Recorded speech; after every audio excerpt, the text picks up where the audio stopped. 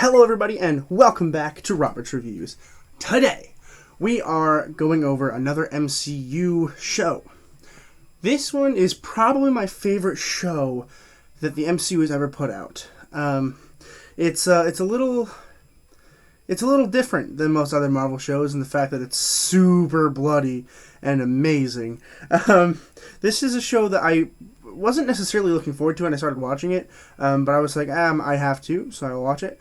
And I was so impressed with the entire show that, literally, I'm a whole new fan now. I've got posters up here on my wall. I bought a comic book because of it.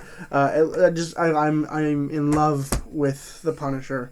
And so I'm very excited today to talk about The Punisher Season 1.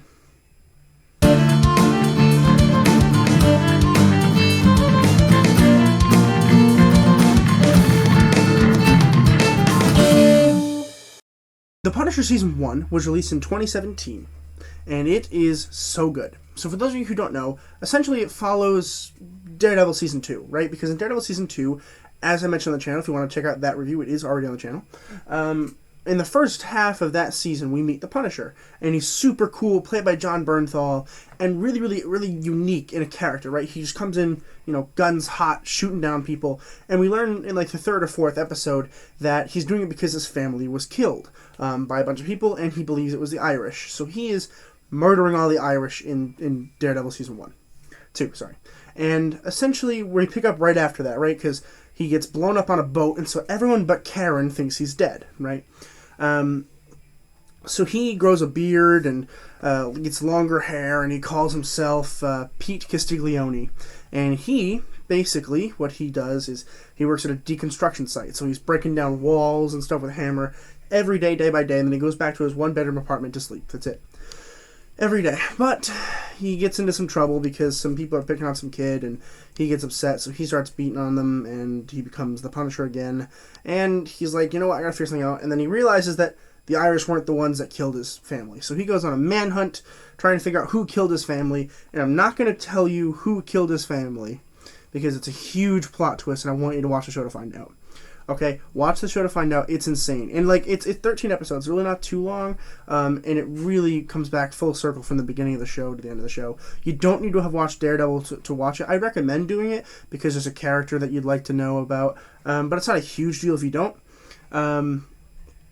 It is intense, especially when he finds out who killed him. And the last 2 episodes are some of the best things in Marvel that I've ever seen. I fell in love.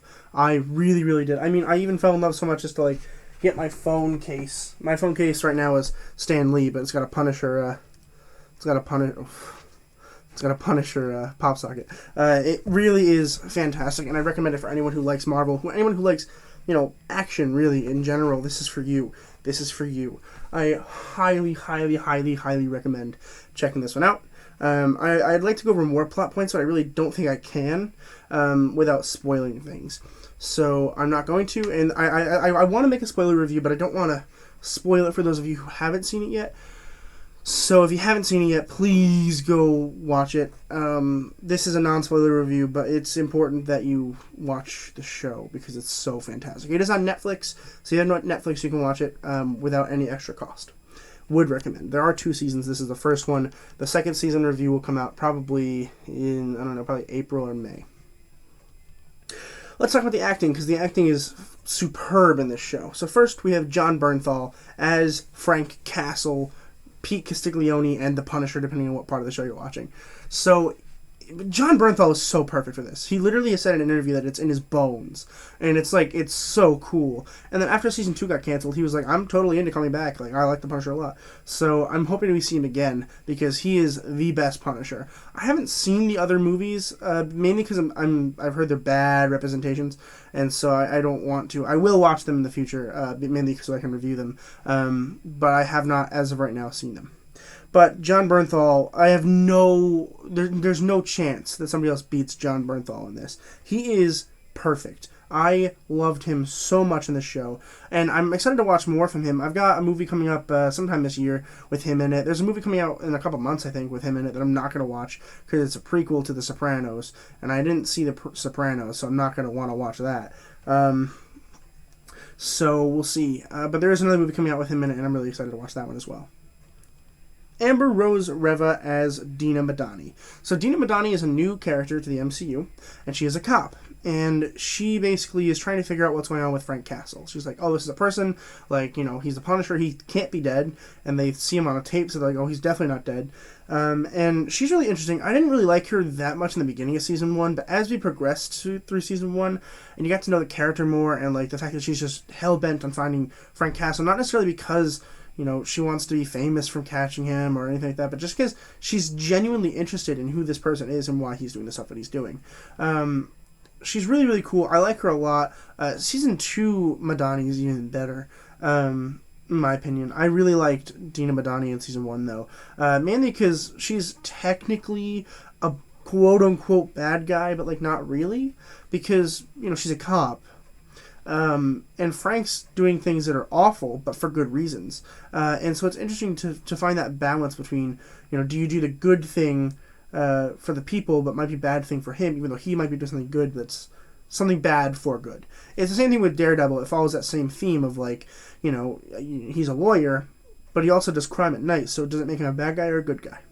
I think that's where Netflix really shines. I think Daredevil and The Punisher are the best shows that they have on Netflix. The other ones are hit or miss per season, really. Some seasons of some shows are way better than other seasons of other shows, so it's complicated. Ben Barnes as Billy Russo. Billy Russo is one of my favorite characters in Season 1 and Season 2 of The Punisher. I really like Russo. Russo is the Punisher's best friend, and so it's really nice to see that relationship blossom, and we get to, backstory in Season 2 where we get to find out why he's really the best friend. And there's a lot of really cool twists in his character that'll really blow your mind. So Billy Russo is really cool, and I like the actor. Ben Barnes is really cool. I feel like I've seen Ben Barnes in something before, but I don't remember what. I suppose I'll look it up maybe, but it itches me to know that I've seen something else. I don't know what it was. But I want to watch more with him because I think he's really, really, really cool in this show, and I want more of him. I think he's really, really cool. I think that if Jon Bernthal wasn't the Punisher, Ben Barnes would be a good substitute. I don't think he'd be as good as Jon Bernthal, but he's an okay substitute, I think. So it was really cool to see that they both were in it, and it was really fun to watch them both work together.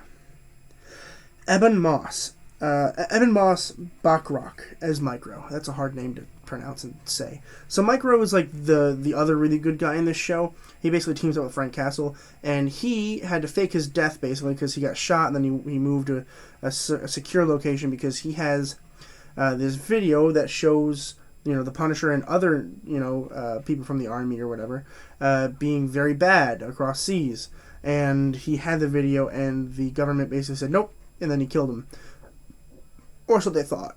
But really, he was just living in a really cool, secure location that we don't even actually know about in Season 1. We don't really know where that is. So he's sad because his family is by themselves and he's by himself. So he basically teams up with the Punisher to figure out why this happened and all that stuff in order for him to go home. And I think that having Micro in this season was really smart because we needed other people to root for. I really liked Micro because he doesn't like to kill people, he doesn't like to shoot people, but sometimes you gotta do what you gotta do. So it was really cool to watch him embrace the fact that he might have to do a little dirty to do some good. And it was really, really fun to watch him in this. And I really kind of hope that we see more of him in the future, although he wasn't in Season 2, so I'm doubtful.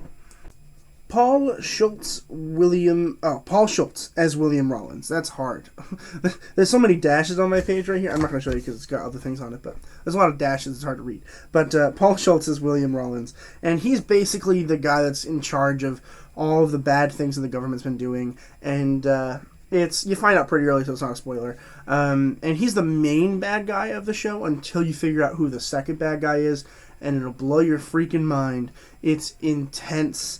And the second bad guy continues on the second season, so it's really fun that we got to see that. I don't think he did a particularly fantastic job, except for the fight scene in the end, which I thought was really, really cool.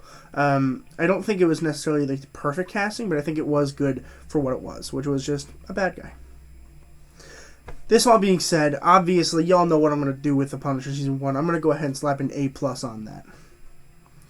This show is fantastic. If you haven't seen it yet, please consider doing it. If you haven't subscribed yet, please consider doing that. A lot of people that are watching my videos are not subscribed, and that is not helpful to me. Please subscribe. I know a lot of people have been coming back and watching other videos as they come out, and they're not subscribed. I've seen it happen. I have an analytics thing. So please consider subscribing. It's a huge, huge, huge help. It really will get me far. We're almost at 100 at the time that I'm filming this. I'd love it there was 100 by the time this came out. That'd be intense. But please consider doing that. But I think that's really all that's going to come out of me today in terms of words. But let's take a look at the rest of the week. We have tomorrow Battle of the Sexes and then Total Recall on Friday. The Snyder Cut is set to come out tomorrow, so I will be watching that. The review for that probably won't come out until Friday or Saturday because I'm watching it with some friends at night, and I'm not going to want to film at night, although maybe I will. And then, let's see, Falcon Winter Soldier looks like it's starting Friday, as well as there's a bunch of movies that look like they're coming on that day, so hopefully I'll be reviewing those. But that's going to do it for me today. As always, keep watching movies and television, stay educated, and I'll see you guys in the next video.